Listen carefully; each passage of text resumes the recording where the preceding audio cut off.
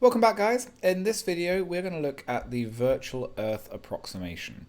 Now, in my opinion, this is probably the trickiest part of understanding op-amps. If you can get this straight in your head and you can always recreate these steps, everything else we're going to do in electronics is really quite simple. But this is a bit that people really struggle with.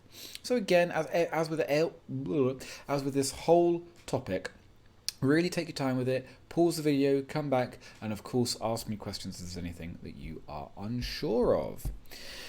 So if you think back to the last video, we got to the point where we said if I have a straight negative feedback, in other words, I connect my output directly to my inverting input with nothing else in between it, then what I'll see is the output will oscillate around at the same value as the input until they are about the same. Yeah, and we get to this feature here, this equation, with simple negative feedback, V in is equal to V out. And we proved it two different ways. One way was doing it through just thinking about logically, looking at what the gain equation says and doing it with a graph. This way is by actually substituting values into the gain equation and proving it this way. So let's go ahead and just make this slightly more complicated. And what I've got now is my feedback loop, but I've got a new device, and this is going to be a magical device. I mean, actually, it doesn't have to be magical. It could be a battery, but let's not overcomplicate things. It's a device that just removes 1 volt of potential difference from this output. So whatever comes out of the output, 1 volt gets taken off, and then it gets sent to the inverting input. For those of you that are feeling really confident, that would actually just be a battery set up that way, with the positive that way, because I'd have negative 1 volts going that way. But don't worry about that. So what will my output look like now? Well, let's do the same thing that we did in the previous video. So I'm going to have a graph of potential difference against time. And again, I'm going to show, just keep it consistent, I used purple, so I'll use purple again. I'm going to have my V in here. So same as before, I've got V in going into my non-inverting input. So same principles, yeah, I used blue last time. Same principles, let's think about the outputs. When I switch it on, the output starts at 0, and it will very, very rapidly, we can see that, as before, the non-inverting input is larger than the inverting input. So this whole term is positive, which means V out is going to very rapidly increase to try to be positive. So this is V out.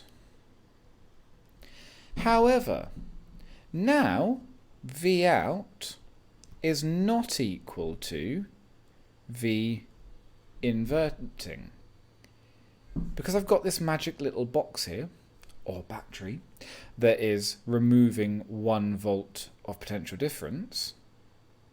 At all times, my inverting input is going to do this. Because it's had 1 volt removed, it's going to follow V out. So the inverting input is only going to reach the same value as the input when V out is equal to V in plus 1 volt, because this inverting input is always V out minus 1. So when V out reaches V in plus 1, now V inverting is equal to V in. So at this point, now my inverting input is now larger than my non-inverting input. So now this will go negative. So at this point, the output will try to track itself down and become negative. But just as we saw before, as soon as that happens, then now, once again, the non-inverting term is larger than the inverting term, so this becomes positive. So V out tries to go positive. So what we get is another set of it oscillating around at this set value.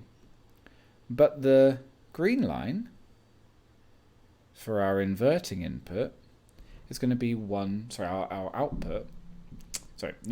For our non-inverting input is going to oscillate around at a lower value.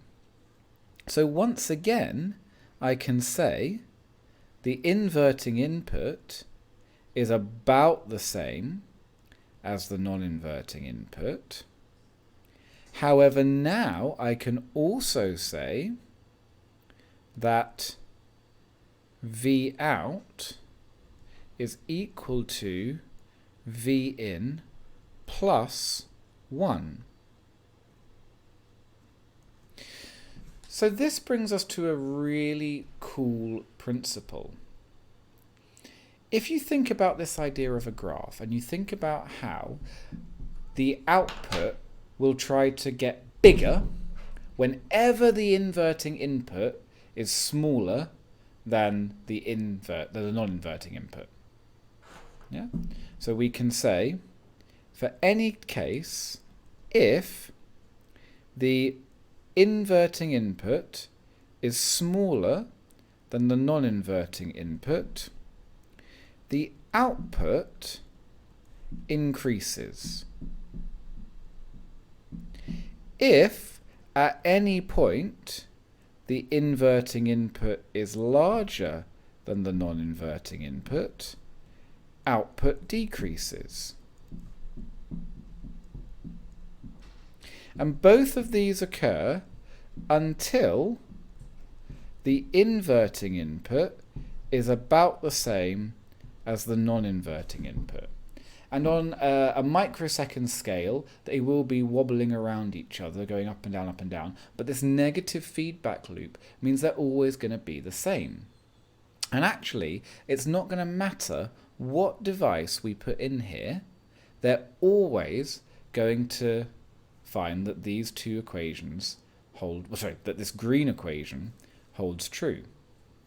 So what we're going to do in the next lesson is look at some of the ways we can do that to create op-amps that have variable gains and start to do some really interesting things.